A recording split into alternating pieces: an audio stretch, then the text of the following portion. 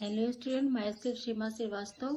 आज मैं आपके लिए अल्फ्रेड सूट्स का एक कॉन्सेप्ट लेकर आई हूँ। कॉन्सेप्ट कहें, मेथोडोलॉजी कहें, उनका एक तरह से विस्तार कहें, उनकी सोच का विस्तार मैं आज आपको बता रही हूँ। उनकी जो सोच है समाज के प्रति, वो एक समाजशास्त्री हैं, वो एक दार्शनिक हैं, और इनका जन्म ऑस्ट्रेलिया में हुआ। तो ये एक तरह से मैं बताऊं कि उनकी जो मेथोडोलॉजी से मैं स्टार्ट करूंगी। जैसा कि मेरा हर कॉन्सेप्ट में मेथोडोलॉजी रहती है। ये शायद आप पढ़ते हैं, नहीं पढ़ते हैं, वो मैं नहीं जानती, लेकिन मेरा जितना भी कॉन्सेप्ट हो मेथोडोलॉजी उसमें रहेगा। तो जहां तक अल्फ्रेड सूट्स की मैं बात करूं तो उनकी मेथोडोलॉजी फेनोमोलॉजी है, और फेनोमोलॉजी के जनक भी इनको कहते हैं। फेनोमोलॉजी है क्या?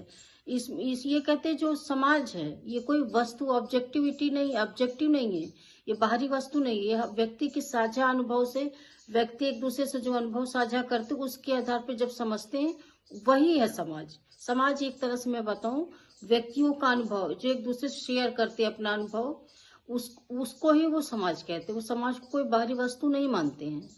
ये उनका फेनोमोलॉजी है।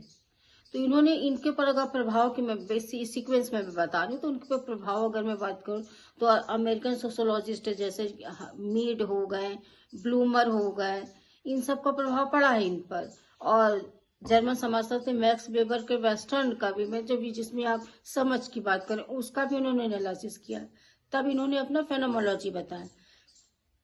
फेनोमोलॉजी एक तरह से चेतना, एक तरह से कॉन्शियस माइंड, एक तरह से कॉन्शियस माइंड के समाज को उन्होंने समझा है। समाज को समझने के लिए उन्होंने कहा जो व्यक्ति के जो अनुभव है वो कॉन्शियस है, व्यक्ति जो क्रियाएं करता है, जो अर्थ निकालता है।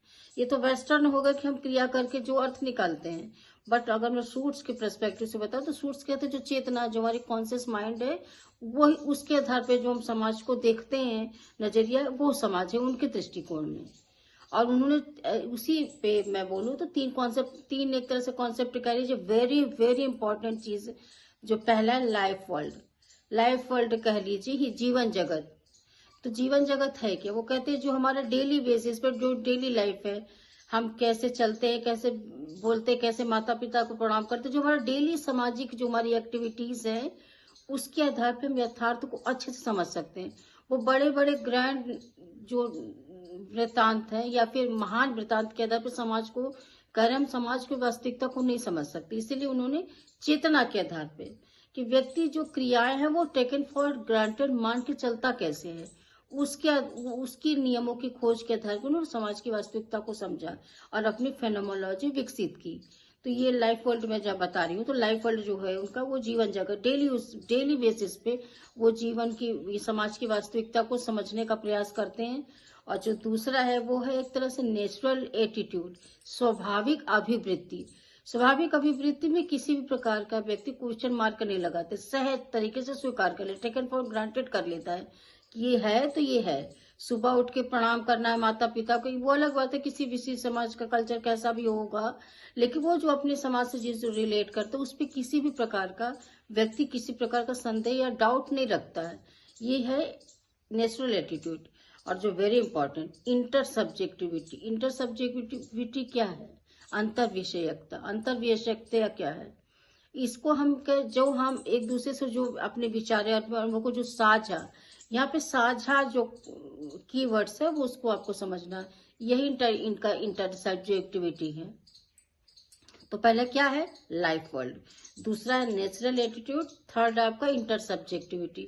इंटर सब्जेक्टिव में ही सामाजिकता भी आएगी, यानी कि जो हम एक दूसरे से अपने विचार को साझा करते हैं, यानी हमारा विचार उनका विचार समान।